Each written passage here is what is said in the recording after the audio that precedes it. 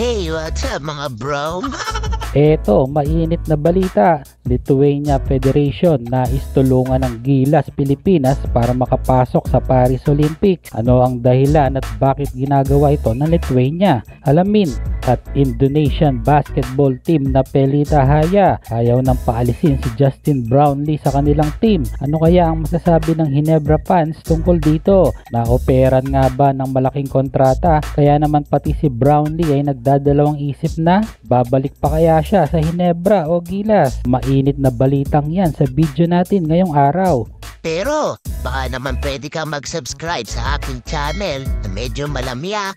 Pero sa umpisa lang yan at babawi sa dulo. Matapos nga ang successful hosting ng Pilipinas sa World Cup 2023 ay siya namang dating ng mga offer mula iba't ibang bansa para makipag-tune up game sa Gilas Pilipinas. Kamakailan lang ay 3 team mula Europe ang nais na makalaban ng Gilas para sa paghahanda nito sa Paris Olympics, at isa nga sa mga bansang nais na makipag-tune up game sa iyang bansang tumalo sa USA last FIBA World Cup 2023 na Lithuania. Ayon sa mga article online ay gusto manong tulungan ng number 10 sa FIBA World Rankings this year na Lithuania ang Gilas para sa paghahanda nito sa OQT na gaganapin sa July. Ayon sa chairman ng Lithuania Federation na si Dr. Balciunas ay nais niyang imbitahan ng Gilas team para sa isang tune-up game bago ang official game ng OQT, kung saan nga excluded ang mga NBA players ng Lithuania na maglalaro sa nasabing tune-up games.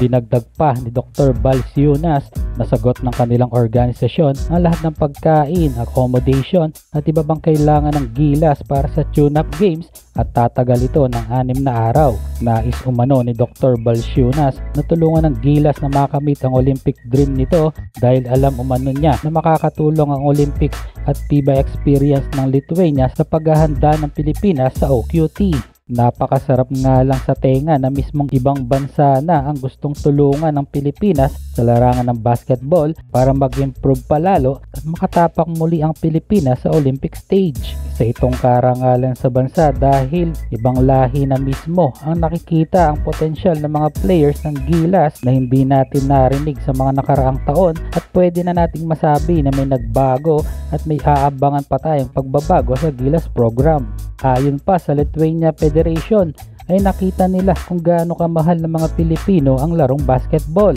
dahil sa dedication ng mga Pinoy fans noong last World Cup 2023. Ayon naman sa Pilipinas ay isa itong act of kindness mula sa bansang Lithuania.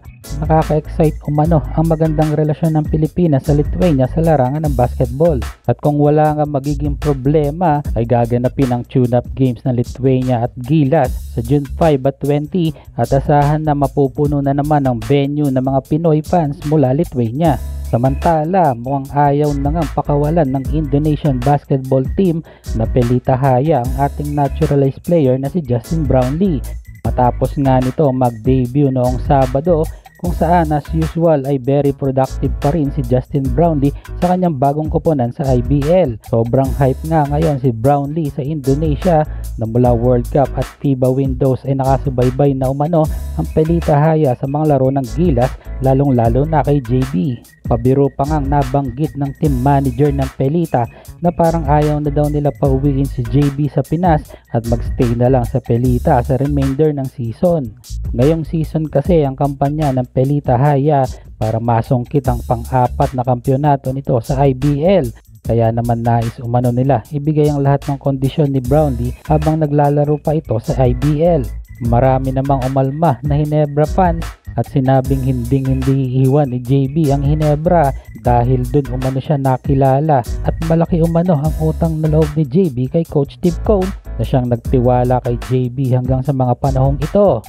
Pero ayon naman kay Coach Tim ay pagpapakondisyon lang daw ang layunin ni JB sa Indonesia, kaya sila pumayag sa kontrata nito hanggang June dahil papasok na ang OQT at kailangan si JB sa Gilas. Abangan na lang natin ang kahihinatnan ng karir ni JB sa Indonesia at kung kaya ba niyang dalhin sa ika-4 na championship ang team niyang Pelita Haya.